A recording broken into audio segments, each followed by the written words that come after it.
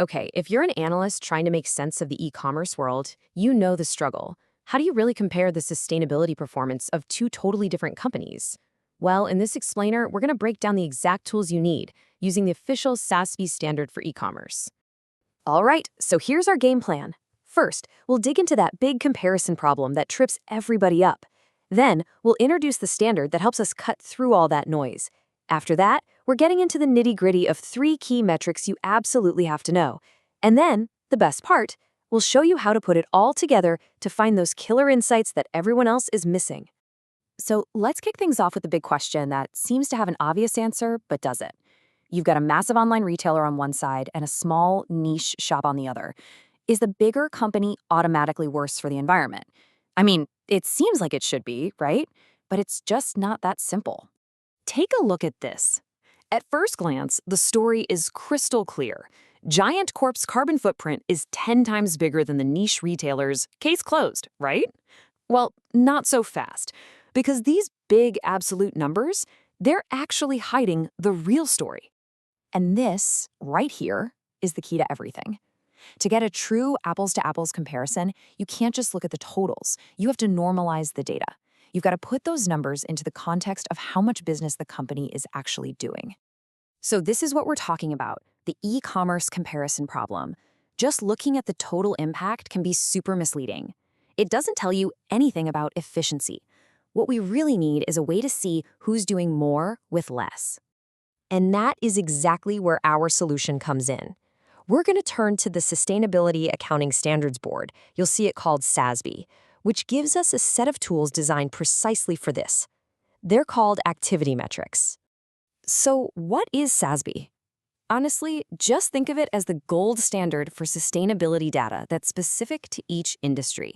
Plus, it's now part of the IFRS Foundation, which, is a massive deal in the financial reporting world. So this isn't some fringe idea. This is the official playbook. So let's get specific. What are activity metrics? The standard gives us the perfect definition right here. They're all about quantifying the scale of a company's operations. And their whole purpose, it says it right there, is to normalize data and make comparison possible. This is literally the tool we've been looking for. Okay, let's dive into the first of our three key metrics. This one is all about the digital side of things, right?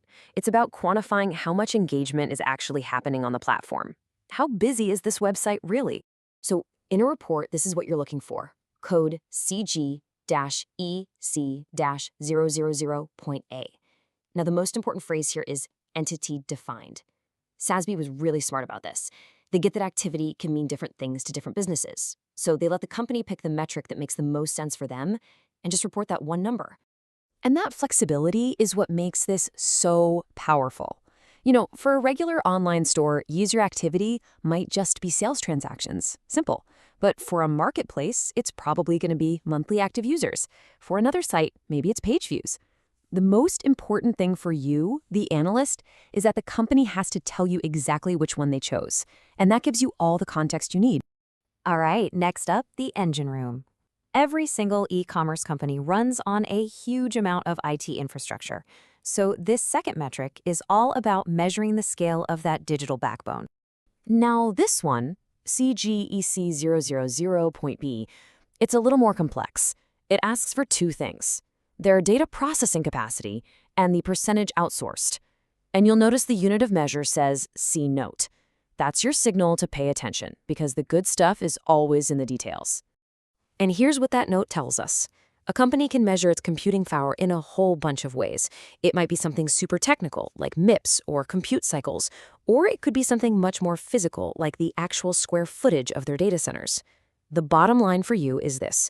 You've got to read that footnote to know exactly what unit of measurement they're using for their digital horsepower. Now, that second part of the metric, the percentage that's outsourced, is so important. It tells you how much of their IT operation is running in their own buildings versus how much is in the cloud or in a co-location facility. This helps you figure out where the environmental impacts, like energy use, are actually coming from. Okay, on to our third and final metric. This is where we move out of the digital world and get into the real physical one. This is all about tracking the actual movement of packages from a warehouse all the way to a customer's front door. And this one, CG EC000.C is just beautiful in its simplicity. It is, quite simply, the number of shipments, reported as a raw number. It's the perfect number to use as your denominator when you're trying to normalize anything related to logistics, especially the carbon footprint of getting products to people. And the scale we're talking about here can be absolutely mind-boggling. We're talking about billions of shipments for the big players. And when you see a number that big, it immediately clicks why it's such an essential metric for putting other numbers like total emissions into proper perspective. Okay, so we've got our three key metrics: user activity, data processing, and shipments. Now for the fun part. How do we actually use these things to turn a page of raw data into a genuinely powerful insight? It's a simple three-step process. First, find the absolute number you care about. Let's say it's total greenhouse gas emissions. Second, you find the right activity metric to match it. In this case, number of shipments. And third, you just do the quick division to get your normalized KPI, emissions per shipment. Which brings us right back to where we started. But this time, we have our secret weapon, the activity metric. We add in the number of shipments for both companies.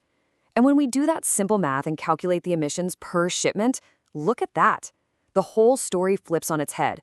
Giant Corp, despite its massive total footprint, is actually twice as efficient for every single package it sends. Now that is the real story. So there you have it. You now have the tools to look right past those big, flashy, and often misleading headline numbers and see what's really going on under the hood. You can start asking way smarter questions. So the only question left is, now that you can finally compare companies fairly, what new insights are you going to find?